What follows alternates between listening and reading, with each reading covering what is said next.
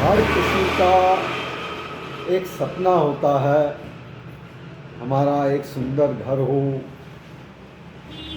या रहने के योग्य हमारे पास अपना कोई भूखंड हो, और हम अपने ज़िंदगी भर की पूरी गाढ़ी कमाई को अपने रहने के लिए निवास स्थान में या भूखंड में व्यय करते हैं।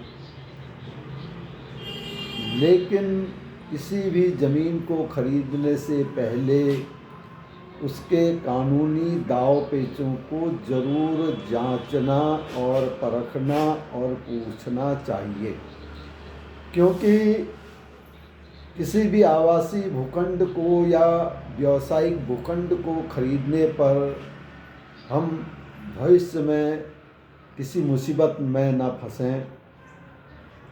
तो उसके लिए देखना यह ज़रूरी है कि जिस आवासीय भूखंड को यदि जैसे कोई नई प्लॉटिंग है या नई ज़मीन में वह हो रही है, तो उसके कुर्रे बंटवारे हुए हैं या नहीं हुए हैं, या दूसरे पार्ट में हम देखें कि कहीं कोई प्लॉट है तो वह खसरे के अनुसार रजिस्ट्री में सही खसरा संख्या या खेत संख्या इंगित है या नहीं है। तो सर्वेयर को, अमीन को बुलाकर उस ज़मीन का वेरिफिकेशन अवश्य कर लेना चाहिए। देखा यह गया है, क्योंकि आजकल ऑनलाइन खतौनियों में बहुत सारी विसंगतियां भी देखने को मिल रही हैं। रजिस्ट्री में नंबर खसरा या खेत कुछ है, ऑनलाइन में कुछ है। किसी का बहुत पुराना भूखंड खरीदा गया है तो वह मौके पर उसका खेत नंबर कहीं और है। तो ये बहुत सारी ऐसी पहलू हैं जिसमें जांचना परखना बहुत ज़रूरी है। रास्ते का भी देखना ज़रूरी है कि भाई जो रजिस्ट्री में रास्ता लिखा है क्या वह नक्शे में है या नहीं है। कहीं ऐसा तो नहीं है कि कोई पुराना नदी नाला या पुराना रास्ता हमें बेचा जा रहा है।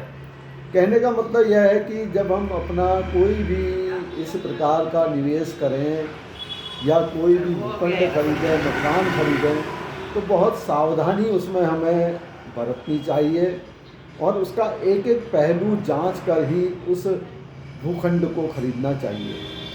क्योंकि वर्तमान में रियल एस्टेट से संबंधित कई ऐसे पहलू हैं जो झूठा या सब्ज बाग दिखा देते हैं, जिससे हम आने वाले समय में जिस दृष्टि से उस निवेश को कर रहे हैं वह हमें यथेष्ट लाभ प्राप्त नहीं करा पाता और अनेक कानूनी दांव पेचों में हम उलझ के रह जाते हैं।